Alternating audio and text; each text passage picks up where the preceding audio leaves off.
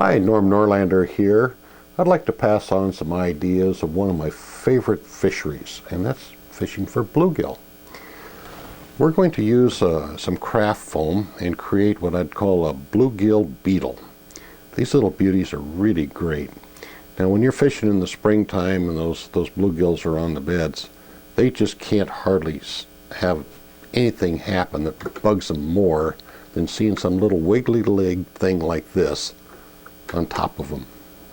They have a real attitude. Okay, let's take this one out of the vise. I'll show you how we do it. I'm going to use a standard issue dry fly hook. This is about a size 10. You can tie these anywhere from size 8 to 12s. The larger ones are pretty good in that the smaller fish don't seem to get hung up on them. Now the material we're going to use is some craft foam. You can get this down at the Artsy Craftsy store. This is about 2 millimeters thick. And we're going to use some rubber legs. You can get these in a variety of colors and things. By the way, if you tear apart a bungee cord, this is what they're composed of, is these little rubber leg things.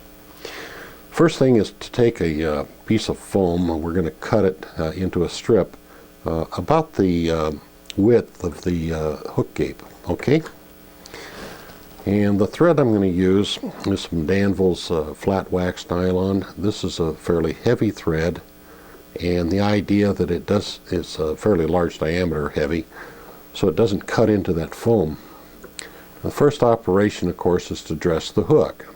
Put your bobbin right against the shank of the hook, go in and out of the gape, come back up to the front, and leave a little bit of room between the eye of the hook and where you stop the thread. Now we'll take a little strip of foam and we're going to cut this to a point here in front, about like that, okay? And we'll tie this in firmly right here at the point. And then I'm going to spiral back. See how I'm making a spiral? Now that'll roll that foam right on top of the hook. See how that cuts in there? It just rolls it right up on top. This is going to add some flotation to it. Now we get as far back as you can, the full length of the shank, and we're going to take several firm wraps, like so, okay? Now I'm going to reach in and put in a couple half hitches at this tie-in point. There's one, there's two. And if we turn this over, you can see how we have a segmented effect right there. Now we're going to counterwind. We're going to go the opposite direction as when we came forward. Okay, so there. See how we can follow the previous wrap like this? And that way you maintain the segmentation on that thing. I'm not sure that a bluegill really is bothered by it that much, but what the heck.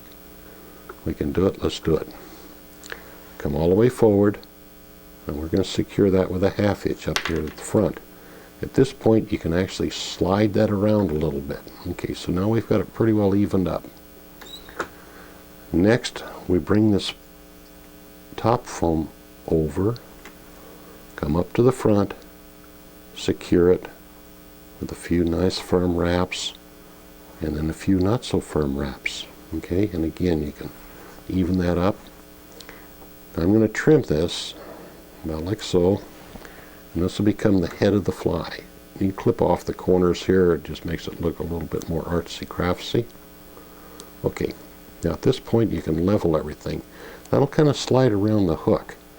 So once you have it pretty well leveled out, we're going to use some super glue and glue it to the hook so it doesn't slide anymore. Right, about like so, okay. It's pretty neat stuff. Be sure to put the top back on it. Okay. Now the legs, here's a neat trick for doing legs. First I'm going to even these things up. We'll catch it. Not like so, so those tips are evened up. And I'd like to use a leg that's probably about twice the length of the body. So we're going to clip those off. Now those two are same length. We'll take one of our legs and catch it on the thread. You bring it around so that the ends are even, again like this, okay? That way they're just the same. Take the vise, roll it over, do the same thing on the other side. Wrap your leg around there, even up the tips, pull it into position. There we go. Now a few not so terribly firm wraps around there, guys. Okay, there you go. And we'll reach in here with a half hitch, and then we'll come back and whip finish right on top of the half hitch. So that leaves a nice distinctive black band on that yellow body. And you can see how those legs are wiggling already. Drives those bluegill nuts. Okay, even those up just a touch.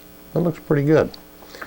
Okay, another little touch of our super glue. Put that right on top here, and that'll keep it together pretty well.